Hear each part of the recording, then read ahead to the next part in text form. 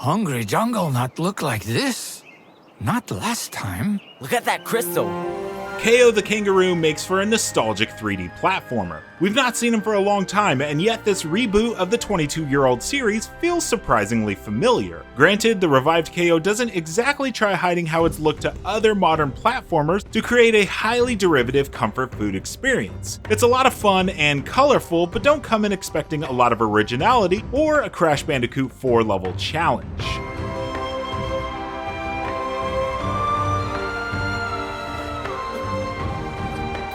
Stories of heroes rescuing loved ones against the odds is nothing new in this genre, so suffice it to say that KO's not breaking from tradition here.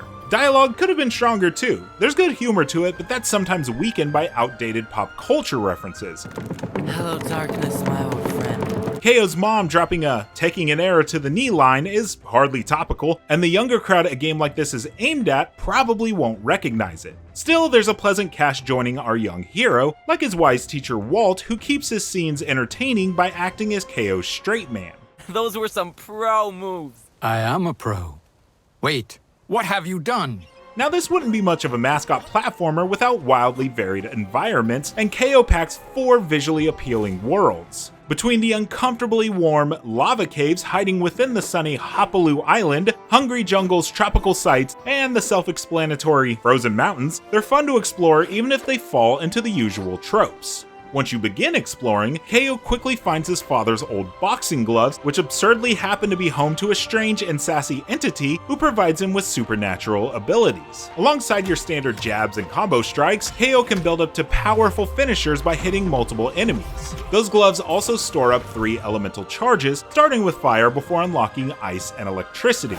They provide some nice visual flair to his finishers, but more importantly, also help him clear platforming obstacles like spiderwebs or freeze water to create a bridge. Otherwise, KO's dodge roll also attacks enemies, making it a blessing for defensive strategy, with an understandable trade-off that these don't hit nearly as hard as a straight punch. KO's packing some strong moves, and the new developer, Tate, has given us plenty to do with them by providing us with decent enemy variety. We've got the usual grunts taking swipes at you up close, but things like goats firing sheep at you with a launcher keeps this interesting. Every world's capped off with a boss fight, each of whom provides some fresh tricks. We won't spoil them all, but Hapaloo Island's boss, Terror, leaves a trail of fire behind him after attacking, while Hungry Jungle's Jayabaya lobs projectiles from afar that KO can punch straight back. Nothing groundbreaking, sure, but enough to avoid predictability. Between climbing across vines using his ears or making temporary platforms appear once you've struck a purple crystal, levels carefully and effectively avoid repetition, backed up by the odd bit of puzzle solving too. Another level has you running away from an enemy rolling towards KO on a giant log, taking clear inspiration from Crash Bandicoot's Boulder Dash. Again, nothing entirely original, but traditional ideas are sampled and remixed effectively though. You'll find no end of hidden secrets, so thorough exploration is highly recommended. Are there secrets behind those waterfalls? You bet! Levels hide plenty of collectibles between extra lives, heart pieces, treasure chests packed with coins, and diamonds. There's plenty to grab, and cash can buy new costumes from each Hub World shop. That includes a retro look for KO, which will likely please original fans. Every level also hides 3 letters spelling KAO, which can be tricky to find, and some enemies drop scrolls that unlock fresh lore for the KOpedia. If you're not feeling it for another platformer collectathon, fear not. Only runes are essential for progression, and nothing else is mandatory.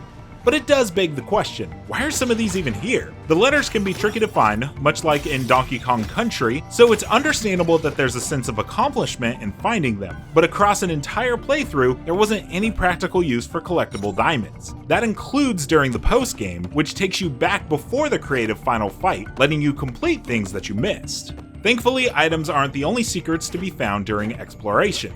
There are 14 mini bonus levels known as Eternal Wells hidden within these stages, and each requires you to complete a set challenge. That can be something simple, like defeating several waves of enemies, though more commonly it involves completing trickier platforming challenges, earning more coins, or collecting more diamonds. Each hub world contains a separate well, so if you find one but struggle to complete it, you can still go back at any time. There's no need to dive into main levels to find it again. That said, even after beating those wells, KO is a quick experience that just needed 9 hours to complete, taking 20 minutes on average per level.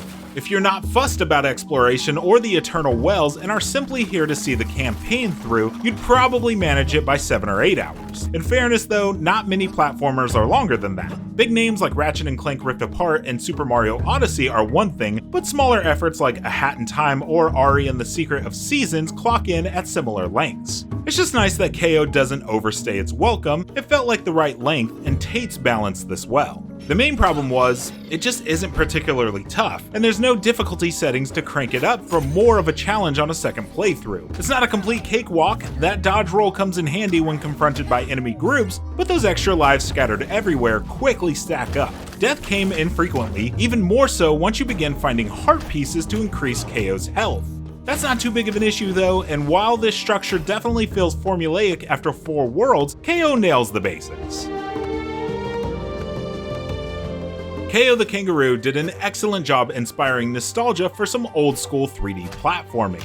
It doesn't try too hard to be gimmicky, packing a colorful aesthetic and lighthearted humor to carry it through the parts where it feels unoriginal. You probably won't find it particularly challenging outside of a few tougher platforming segments because combat's rather easy, and some may find the collectathon premise off-putting. Still, it was never dull, and Tate's done a fine job reviving this obscure mascot, even if you can spot KO's many modern influences from a mile off.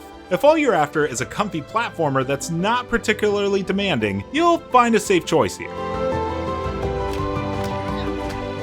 For more, check out our reviews of Kirby and the Forgotten Land and LEGO Star Wars The Skywalker Saga. And for everything else, stick with IGN.